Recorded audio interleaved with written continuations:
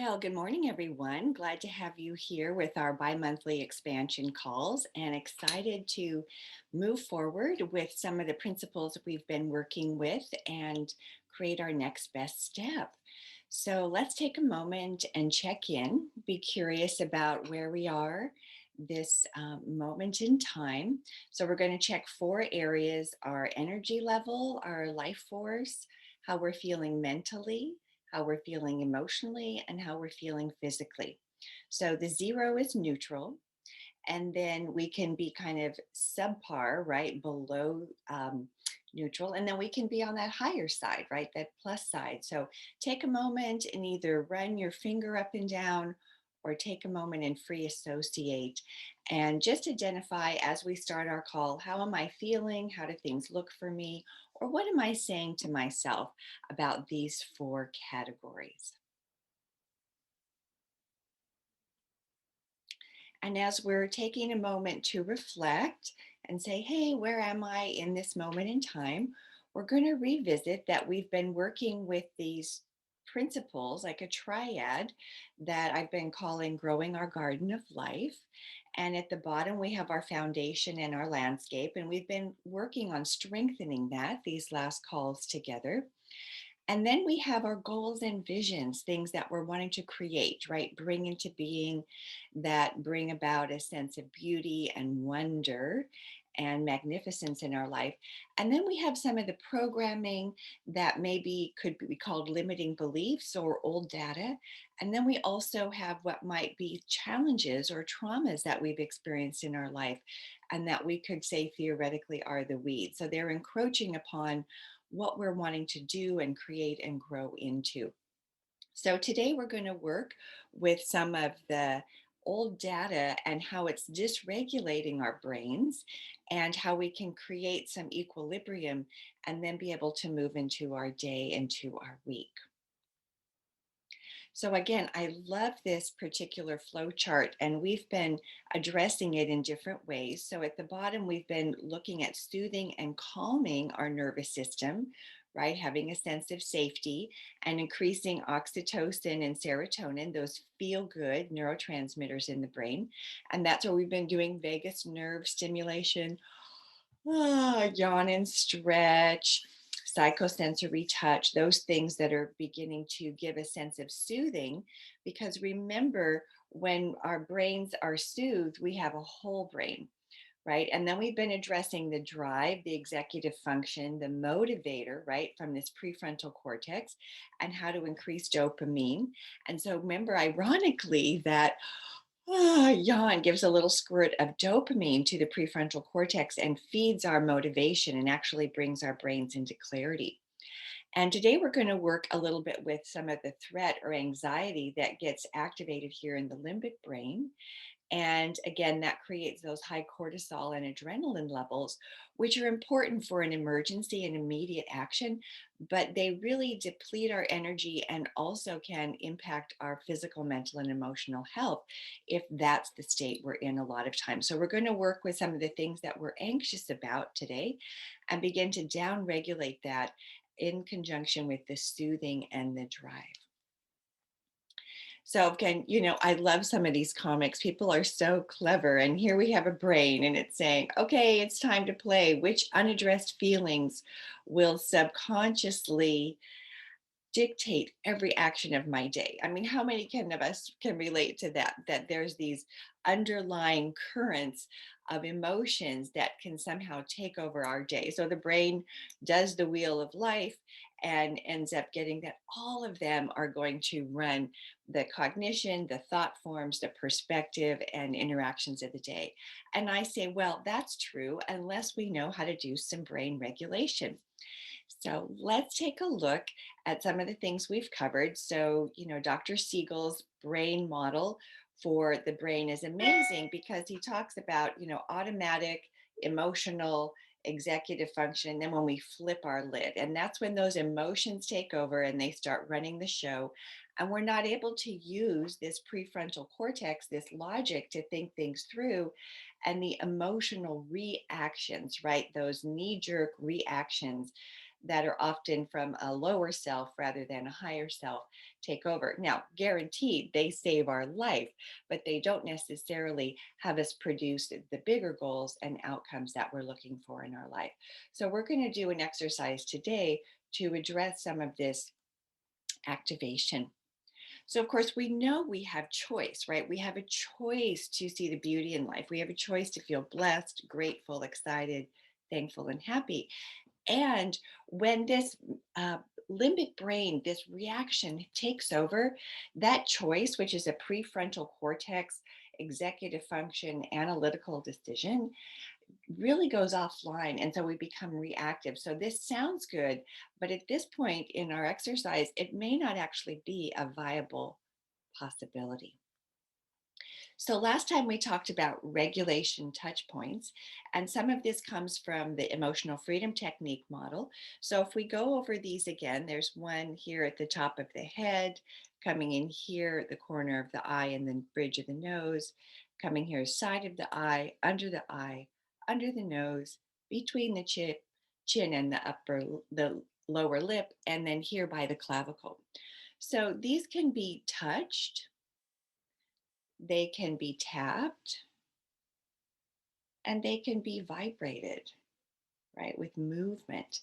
So, also, when we focus on a good feeling, we hum a little song, we think about our favorite place, and we focus on elements that we love seeing or experiencing in our life, or even counting backwards from 10 to 1, this can regulate our state, right, and our emotions. So, we're going to use this in conjunction with another exercise.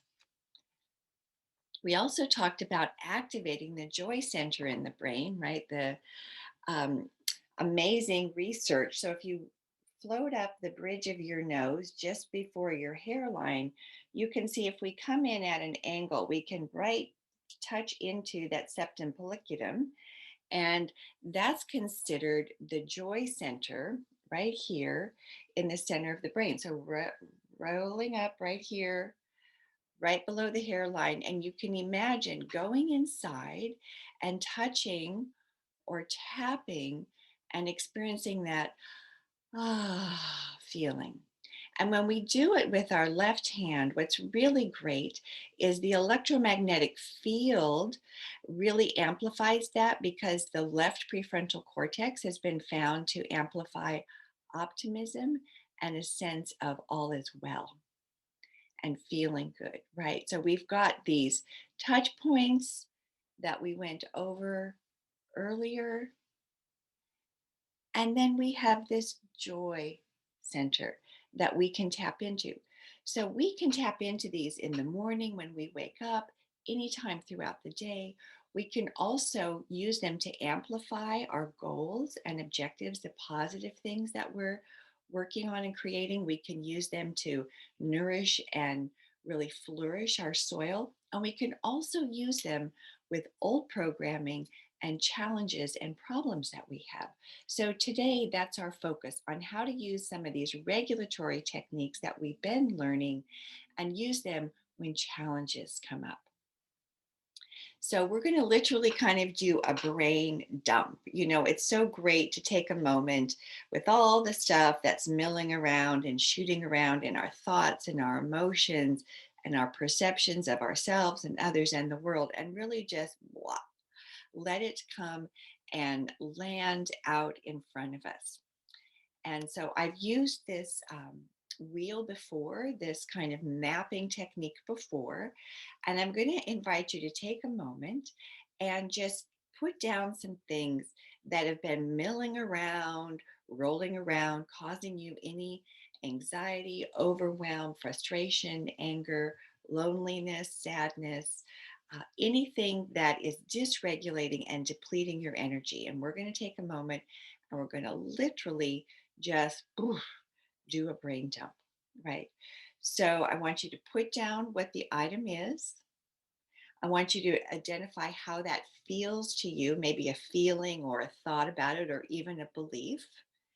And then I want you to put a subjective unit of distress, so 0 to 10.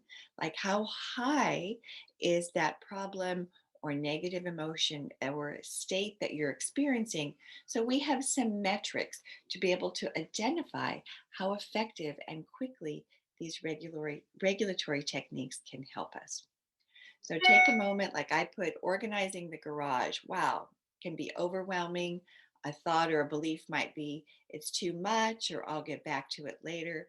And a subjective unit of distress I put on that is 8. Another one that I put down is reckless drivers. It seems like every time I get on the freeway, there's drivers drag racing and cutting in and out of the traffic, and I experience a sense of anxiety, and that's high for me. And a thought or belief I might have is, oh my God, these drivers are crazy, or people shouldn't be doing this, right? So I can identify what those thoughts are, the feelings, the beliefs, and the situation, and put a number on it. Okay. Another one I put here, noisy neighbors. Sometimes my neighbors have had a lot of parties and activities and events going on, and sometimes it can make me angry, right? I want to be home. I want to have some peace and quiet.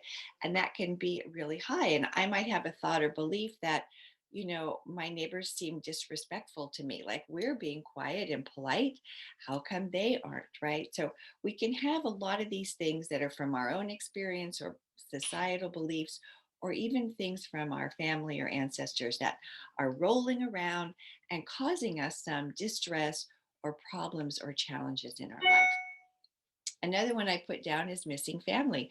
Some of my family lives halfway across the world, and sometimes I can feel lonely, like I wish I could see them more, and I could have a sense of feeling sad and lonely, and maybe, wishing things were different instead of being able to look at the benefits of that, of places to go and people to see, and places I would travel that I probably wouldn't otherwise. So I'm focusing right now on what's challenging about that for me. Like, oh my gosh, it was a little bit more of a lonely holiday weekend. A lot of my family wasn't around. So I could believe that and feel the dysregulation in my nervous system, or I could recalibrate that. So that's what we're doing today. And then I put down here loss of a loved one. My dad passed away a couple of years ago, and every so often when holidays roll around, particularly things like Father's Day or times when we had great family events, I can feel a little sad. And that's normal. It's not that we ever want to take away our true, authentic feelings of sadness or grief about a loved one. But if it's challenging me or creating a problem with me to also be regulated and take care of things productively in my life, then I want to be able to use these neuroregulatory techniques to support myself. So take a moment and add any others that you have. So, what's a problem in your life? This is that brain dump. What are you finding challenging? What emotion do you feel with it? Or a belief or a thought about it? And then, how high is that on your scale? And, it can be interpersonal relationships, it could be career, it could be worries and concerns about resources, energy, health, money. The list can be quite long. And if you need more room than a brain map gives, go ahead and by all means create as many issues that you have, the feelings and thoughts about it, any beliefs, and what that is on your spectrum. Okay. So now we're going to start using these regulatory techniques. So right now, since this is on my screen, I can look at my first one, organizing the garage and overwhelm. If it was on a piece of paper, I could put my finger on that aspect, right, on my mind map and connect with it. So I can connect with it by going into the emotions and the feelings. I can connect with it by looking at it. I can connect with it by touching it. So as I look at organizing the garage and feeling overwhelmed, I'm going to yawn and stretch. I'm going to do some vagus nerve stimulation, right? All those points, the Simba, stretching the ears, yawning. Oh, might do some psychosensory touch. Whatever touch feels good to you can be on your legs, your hands, your arms, your face, your throat. I know some people love to rub their head. Sometimes people like to rub down their legs. So, using the psychosensory touch, we can touch into the joy spot as I'm focusing on organizing that garage. And I can hum a little melody, and I can also count backwards from 10 to 1.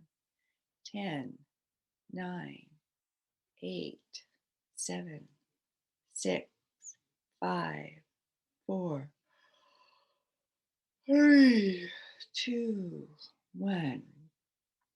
And touching these reflex points.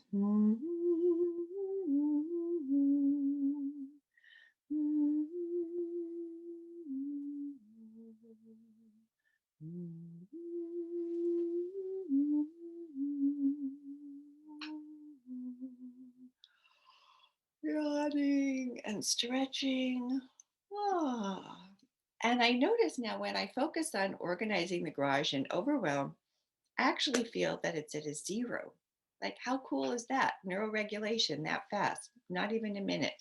So if I go to reckless drivers, or if you're not done with the first one, good. Just keep going until you can get it down to maybe a 1 or a 2 or a 0 and go to the second one. So I'm going to go to reckless drivers since I'm getting on the road after a while. And I touch into that anxiety, that sensation, and I feel my eyes kind of dart around, a little bit of vigilance. And I'm going to yawn. Do some psychosensory touch. I'm going to stretch a little bit. Yawn and stretch. I'm going to focus on something that makes me happy. I'm going to see myself kayaking on the lake, and I'm going to count all the trees. 10, 9, 8, 7, 6, 5, 4, 3, 2, 1. And the vagus nerve stimulation, focusing on the reckless drivers, anxiety, stretching. Ah, I'm touching into that joy spot. And I'm actually seeing myself driving really clear headed, like super aware. My anxiety is at a 0, but I also feel more present, like that dopamine in my prefrontal cortex, like I feel calm and present and aware.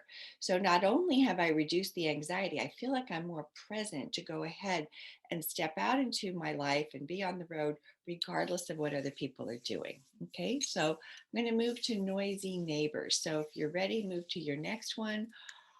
I'm going to yawn and stretch. I'm going to tap this time, even though my neighbors are noisy. I love my home, even though my neighbors are noisy. I love my home. Just kind of reorienting myself. I love my home. I love my home. Even though my neighbors are noisy, I love my home. I love my home. Oh, and I'm just visualizing how beautiful my garden is, how I love where I live. Oh, stretching, yawning.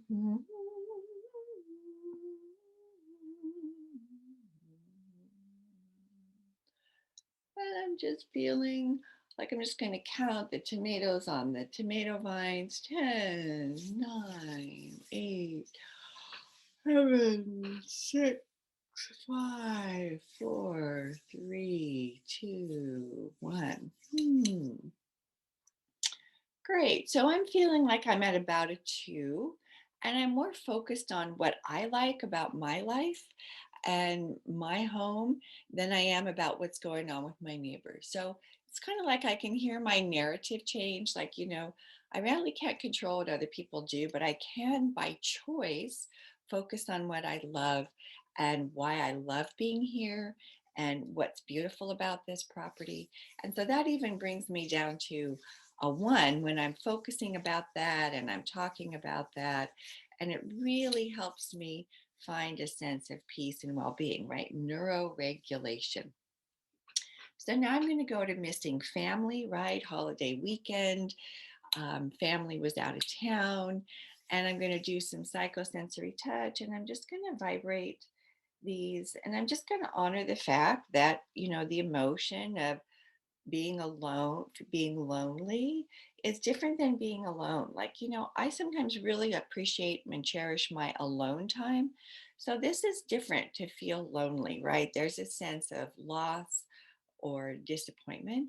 So I'm just going to neuro regulate that and bring myself into a true connection with that I'm never alone, touching into my joy spot, really reflecting on all the beautiful times that I've had with family, all the beautiful times that I will be having with family, that life is rich and beautiful and wonderful, and that I have choice, right? To be in gratitude, to be in a sense of peace and well being, and grateful that I have family and that I've had so many amazing family times, right? So I'm really kind of doing a pattern interrupt, a neuroregulation, a recalibration to the beauty of life, the abundance of life.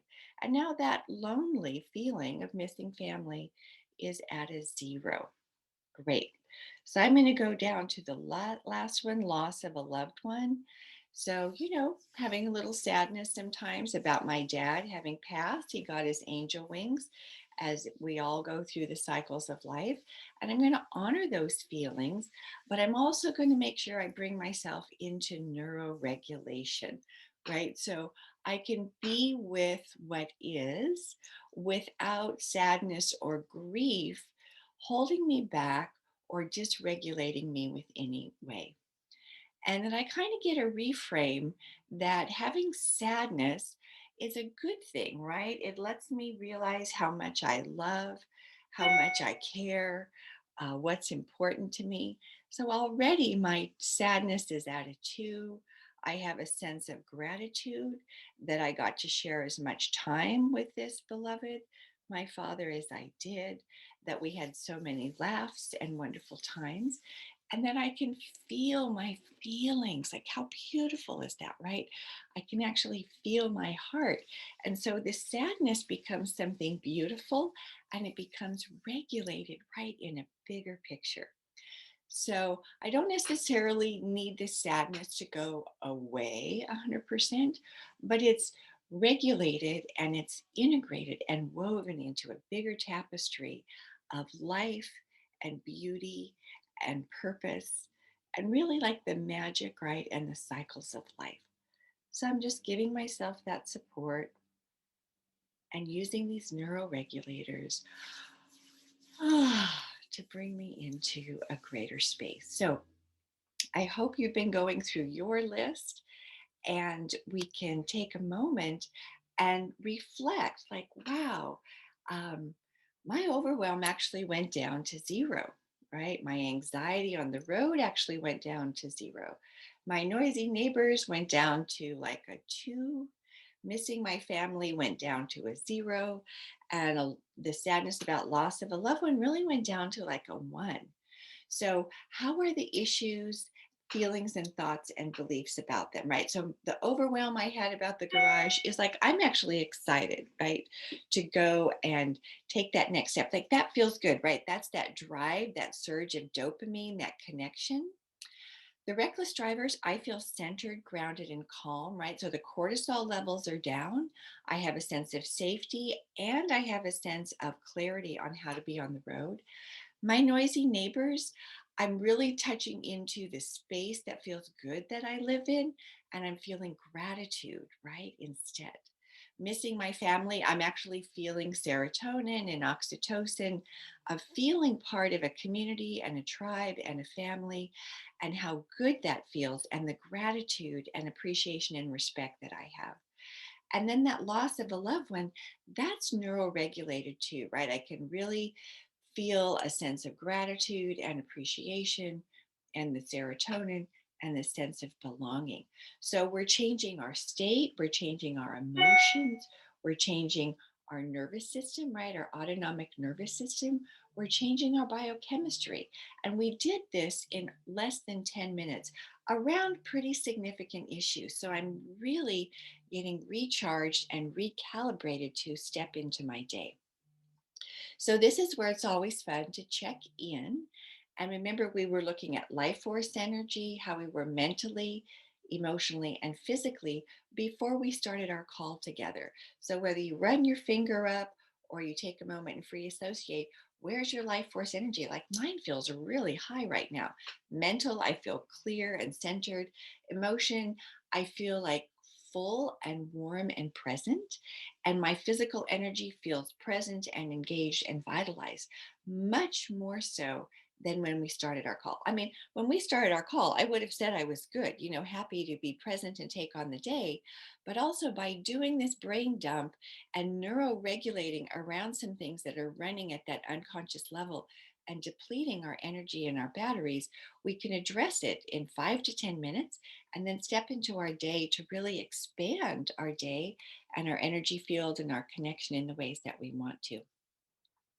So, what if we activate our ability to heal, right? Heal the old wounds and pains and losses, heal the old programming, heal the old traumas, and then increase our capacity for good, right? So, a lot of times we can get focused on what happened to us, and absolutely those things happened and they impacted us.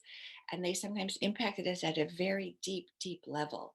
And the beauty is with neuroplasticity, neuroregulation, with the ever expanded possibility of growth, we can choose to take what happened to us and become, right? Be that verb, right? Become the next best step. And sometimes it is just the next best step.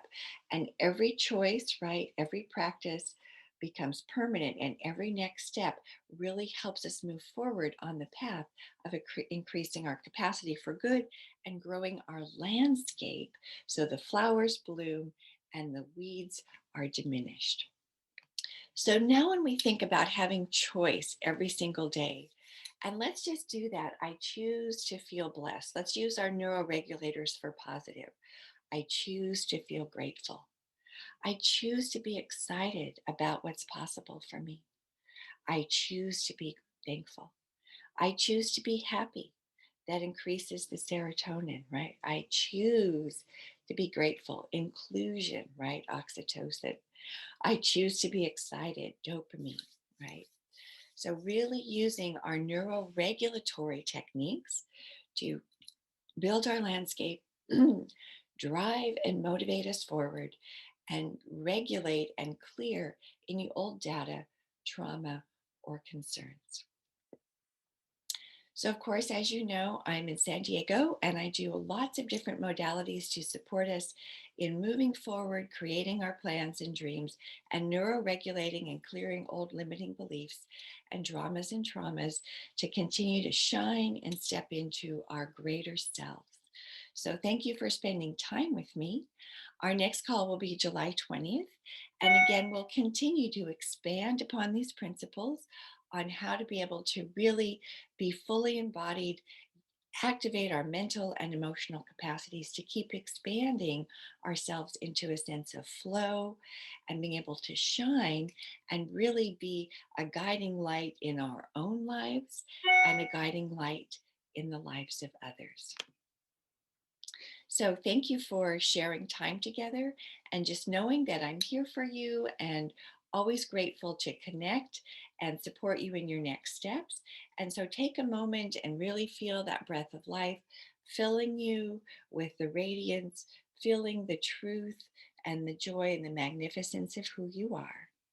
And as always, thank you and namaste. Honor the divine magnificence, creativity that you are, that's also in me.